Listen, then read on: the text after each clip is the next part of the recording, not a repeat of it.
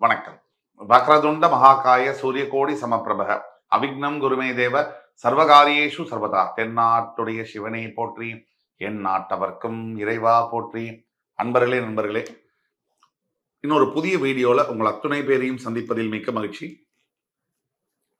இந்த வீடியோவை முழுசா பாருங்க. உங்க ஃப்ரெண்ட்ஸ், ஃபேமிலிஸ் அண்ட் ரிலேட்டிவ்ஸ்க்கு தயவு செய்து ஷேர் பண்ணுங்க. பிடிச்சிருந்ததுன்னா லைக் பண்ணி, கமெண்ட் பண்ணி, மறக்காம சப்ஸ்கிரைப் பண்ணுங்க. இன்னைக்கு நம்ம பேச போறது விருச்சிக ராசி. சனி வக்ர பயிற்சி பலன்கள் 2024 வருஷம், அந்த வரிசையில துலாம் ராசி வரைக்கும் பேசியிருந்தோம். இன்னைக்கு பேச போற விருச்சிக ராசி. விருச்சிகம் நாம எவ்வளவுதான் சொன்னாங்க கூட விருச்சிக ராசி அன்பர்களுக்கு மன அழுத்தத்திலிருந்து வெளியே வரக்கூடிய சாத்தியக்கூறுகள் ரொம்ப குறைவாகவே இருக்கு. இதை ஒரு குறையா சொல்லல. மனித வாழ்க்கை எதை நோக்கி பயணிக்குது அப்படின்னா, கெட்டதெல்லாம் விட்டு நல்லதான் சேர்த்து இந்த பயணத்துல கூட்டிகிட்டே வரணும். பயணம் போக போக எல்லா தேவையில்லாத விஷயங்களையும் விட்டுட்டு தேவையான நல்ல விஷயங்களை சேர்த்துக்கிட்டே போறது தான் இந்த வாழ்க்கை அப்படிங்கிற ஒரு எக்ஸசைஸ். விருச்சிகத்துக்கு மனோகாரகனான சந்திரன் நீச்சம் பெறுவதனால் ஏனோ என்னவோ தெரியாது, பிறவியிலேயே மன அழுத்தம் கொஞ்சம் அதிகமாக இருக்கக்கூடிய வாய்ப்புகள் உண்டு. ஆனால் விருச்சிகராசி என்பர்கள் தைரியமாக இருக்கும் பொழுது அவருடைய தைரியத்திற்கு அளவே இருக்காது. ஆனா விருச்சிகராசி என்பர்களுக்கு இப்ப என்ன நடக்குது, இந்த சனி வக்ர பயிற்சியினால என்ன பலன்கள் வரும், இது தெரிஞ்சதுக்கு முன்னாடி முக்கியமா நம்ம தெரிஞ்சுக்க வேண்டியது, உங்க ராசியினுடைய அதிபதி செவ்வாய், அவருக்கும் சனிக்கும் உண்டான தொடர்பு. உங்கள் ராசியின் அதிபதி செவ்வாய்க்கும் சனிக்கும் பகை கிரகங்கள். இரண்டு கிரகங்களுக்கும் ஒருத்தருக்கு ஒருத்தர் ஆகாது. இது ரொம்ப முக்கியம். உங்கள் செவ்வாய் பகவானுடைய இன்னொரு வீடு என்று சொல்லக்கூடிய மேஷராசியில சனி பகவான் நீச்சம் பெறுவார். அந்த அளவிற்கு ரெண்டு பேருக்கும் பகை. ஆனா சனியுடைய வீடுன்னு சொல்லக்கூடிய மகரத்துல உங்கள் ராசிநாதனான செவ்வாய் உச்சம் பெறுவார். இதை ரொம்ப கூர்ந்து கவனிக்கணும். இதை புரிஞ்சுக்காம சனி வக்ர பயிற்சி பலன்கள்ல செவ்வாய் பகவானுடைய ஆட்சி வீடான விருச்சிக ராசி நேயர்களுக்கு என்ன நடக்கும் அப்படிங்கறத புரிஞ்சுக்க முடியாது. உபஜயஸ்தானம் 3ஆம் இடம், முயற்சிகளை குறிக்கும் இடம். உங்களுடைய ராசியிலிருந்து மகர ராசிக்கு அந்த இடத்துல உங்க ராசிநாதன் உச்சம் பெறக்கூடிய, ஆனா 4ஆம் இடத்துல தற்சமயம் இருக்கக்கூடிய சனி பகவான் ஜூன் 12 முதல் நவம்பர் 4ஆம் தேதி வரை வக்ரகதியில் பிரவேசிக்கிறார். சனி வக்ரம் பெறுவதனால் என்ன, இயல்புல சனி ஒரு முழுமையான கெடு பலன்களை கொடுக்கக்கூடிய ஒரு கிரகம். முக்கியமாக செவ்வாய் சார்ந்த ராசிக்காரர்களுக்கு சனி பகவான் இன்னும் கடுமையான பலன்களை கொடுக்க அவருக்கு கடமை இருக்கு. அப்படிப்பட்ட நிலையில சனி பகவான் வக்ரகதினா ஆன்டி கிளாக் வைஸ் ரெட்ரோகிரேட் சுத்தக்கூடிய சனி பகவானால் அருமையான நல்ல பலன்கள் வரக்கூடிய வாய்ப்புகள் இருக்கு. நல்ல பலன்கள் தான். இப்ப விருச்சிக ராசிக்கு என்ன நடக்குது, சொத்து வாங்குவதில் தடை தாமதம், மனசு சம்பந்தப்பட்ட பிரச்சனை 24 மணி நேரம் 7 நாட்கள் 12 மாசம் வாழ்க்கை முழுக்க விருச்சிகராசி என்பவர்களுக்கு ஒண்ணு உங்களாலேயே உங்களுக்கு இல்ல மற்றவங்களால உங்களுக்கு இருக்கு. நான் நெகட்டிவா பேசல, இருக்கிற உண்மையை அப்படியே சொல்றேன். இத மனப்பிரச்சனையிலிருந்து வெளியே வரதுக்கு என்ன தீர்வுங்கிறத பத்தி நம்ம பார்ப்போம். இந்த பணம் சம்பந்தப்பட்ட கடன் தொல்லை இதெல்லாம் எல்லாரும் சொல்றதுதான்.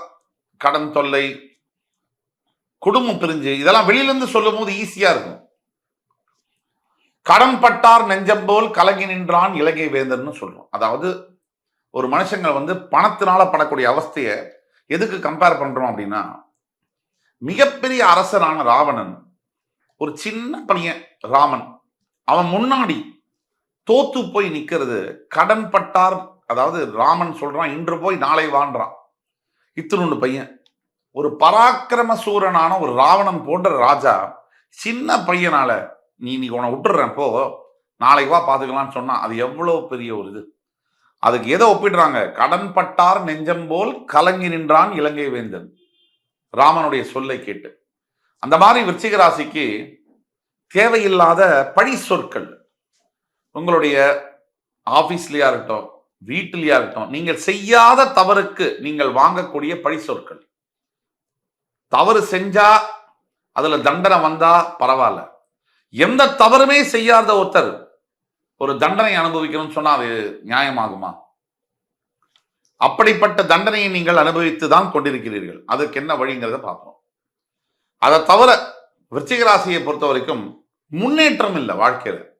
அதே போயிட்டு இருக்கு. அரைச்சமாவே கம்பெனி வேலையில விட்டு வெளியில வர முடியல. சரி, ஒரு பிசினஸ் செய்யறோம்னா அதில் லாக் ஆயிரும், வேற பிசினஸ்க்கு போக முடியல. சரி, வீட்டில் பொண்டாட்டி சரியில்லைன்னா அந்த உறவை விட்டு வெளில வர முடியல. இப்படி எல்லாமே பசங்க இருக்கே, அதனால எல்லாமே அதே இதுலயே மறுபடி அதே சட்டிக்குள்ள வளண்டு அதே வாழ்க்கையை வாழ வேண்டியதா இருக்குங்கிற அந்த கடுப்பு இருக்கு இல்லையா, அதுதான் முக்கியமா விருச்சிக ராசி என்பவர்கள்ட்ட ஓடிட்டு இருக்கு. இது பத்தாத குறைக்கு எங்கிருந்தோ தீ பத்தி வைக்கிறதுக்கு நம்ம வீட்டில் நம்ம கூட பிறந்தது, நம்ம கூட பிறக்காதது, தெரிஞ்சது தெரியாதது, அக்கம் பக்கத்தில் உள்ளது, இதெல்லாம் வந்து வேற தீயை பத்தி வைக்குமா? இந்த எஃபெக்ட் வேற சேர்ந்து புகையா புகையுது. நமக்கே சரியில்லை, வந்ததும் சரியில்லை, நமக்கு அமைஞ்ச வாச்சதும் சரியில்லை.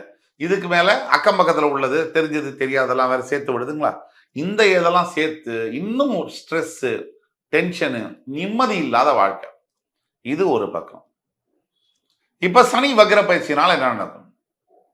நம்ம ஏற்கனவே சொன்னபடி செவ்வாய்க்கும் சனிக்கும் பகை அப்படிங்கிறதுனால சனி வக்ரம் அடையும் போது தன்னுடைய இயல்பு தன்மையை இழந்து மிக கொடிய பகைவன், உங்களுக்கு மிகப்பெரிய எதிரி இருக்காங்க, அவங்களே மாறி நண்பனா மாறினாங்கன்னா 2 மடங்கு நல்ல நண்பனோட இன்னும் சூப்பர் டபுள் மடங்கு நல்லவனா மாறுவாங்க. அதை தான் நம்ம கணக்கில் எடுக்கணும். இப்ப சனி பகவானும் உங்களுக்கு அதை தான் செய்ய போறார். 2 மடங்கு நல்லவனாக மாறி உங்களுக்கு வந்து என்னெல்லாம் செய்வார்? 4ஆம் இடத்தில் மாறுகிறார். 4ஆம் இடம் இது தாயாரை குறிக்கக்கூடிய, வீடு வாகனம் மனை இதெல்லாம் குறிக்கக்கூடிய, மேற்படிப்பு குறிக்கக்கூடிய, மூத்த சகோதரர்கள் குறிக்கக்கூடிய ஸ்தானம்.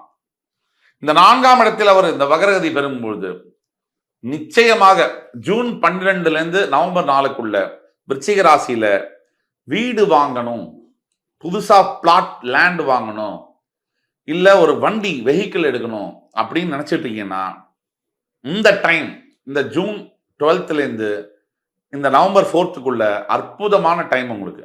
அந்த டைம் கூட நீங்க வாங்கினீங்கன்னா ரொம்ப கரெக்டா இருக்கும், ஸ்மூத்தா நீங்க வாங்கலாம்.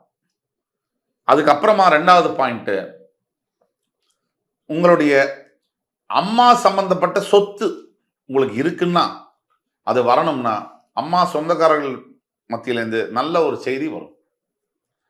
எல்லாத்துக்கும் மேல இப்ப ஸ்டூடெண்ட்ஸா இருக்கக்கூடிய விருச்சிக ராசி அன்பர்கள் அப்ராட்ல போய் படிக்க ட்ரை பண்றீங்க அப்படின்னா உடனே அதுக்கான ஸ்காலர்ஷிப், அட்மிஷன் ஃபீஸு எல்லாம் உங்களோட டேபிள் தேடி வர அளவுக்கு இருக்கும். இது எல்லாத்த விட விருச்சிக ராசியில் வேலை செய்யக்கூடிய, அதாவது கல்வித்துறை, எஜுகேஷன் டிபார்ட்மெண்ட் சார்ந்த ஸ்கூல்ஸ், காலேஜஸ், கல்வித்துறையில் வேலை செய்யக்கூடிய அத்துணை விருச்சிக ராசி அன்பர்களுக்கும் நீங்கள் எந்த நிலையில இருக்கீங்களோ அதுக்கு அடுத்த லெவலுக்கு ப்ரமோஷன், இன்சென்டிவ்ஸ் வரக்கூடியது நடக்கும்.